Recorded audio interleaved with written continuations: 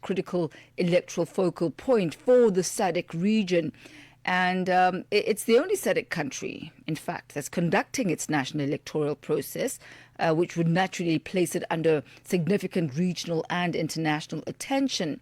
This evening, we speak to Kelvin Chisanga, an economist based in Zambia, who says that his assessment is that Zambia's challenge is no longer simply to conduct an election, but rather to demonstrate that democratic governance, political stability, and economic transformation can indeed reinforce one another. He joins us live. A very good evening to you, Calvin. Good to have you with us. Welcome. Thank you so much. It's always my pleasure. Good evening to you too. So when we look at Zambia and the history, the elections there are generally peaceful. How has the country managed to keep it that way?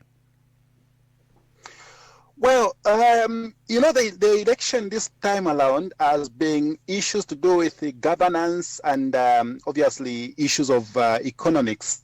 And what we are seeing working out in the case that democracy is reaching or meeting economic aspiration. We have been holding up with a very peaceful campaign period, and the whole entire electoral process is seeming to be matched with some levels of transparency.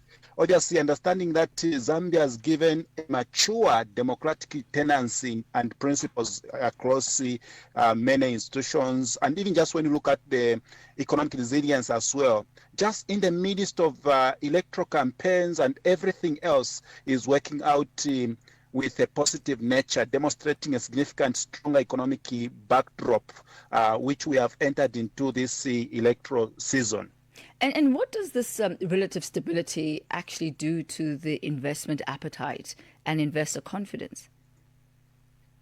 Definitely. When you have cultivated an atmosphere which is peaceful, it commands of a lot more participation from investors, as well as even just the economic structure, tend to give substantial effect in terms of much more investment projects, giving substantial in terms of political system, where we've got a peaceful transfer that has taken place with the democratic credentials, which has given birth to Zambia's system. So this is substantially helping to elevate a number of key points for Zambia, telling the world out there to say we are a peaceful country where you need to come and invest, because here we are orderly. We are also basically having that law of law to the IST standard of observation, meaning we have mentioned of democratic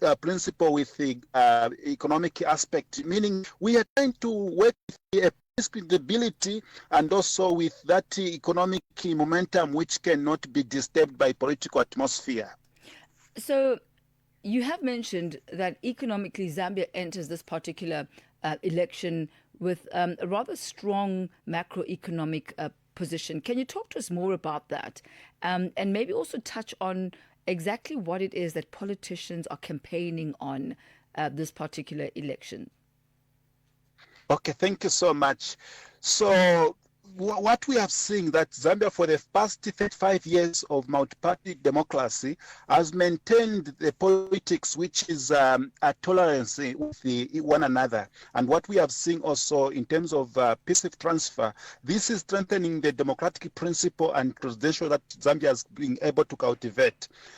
Just this particular year, for the year, we have recorded a positive growth of about 7.7 GDP growth, which demonstrates a significant, stronger economic performance.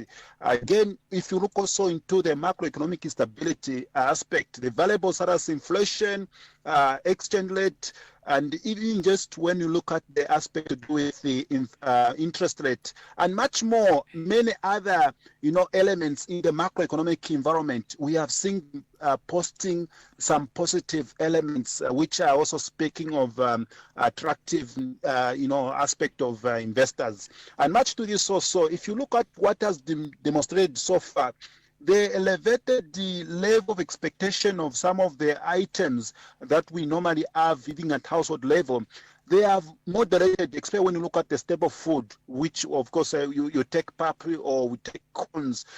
Those are issues that have actually given shape to what we have seen so far. So this election is highly competitive in a sense. It has got about 14 presidential candidates, but from the look of things, it's only two that are towing the whole situation in terms of having it two or three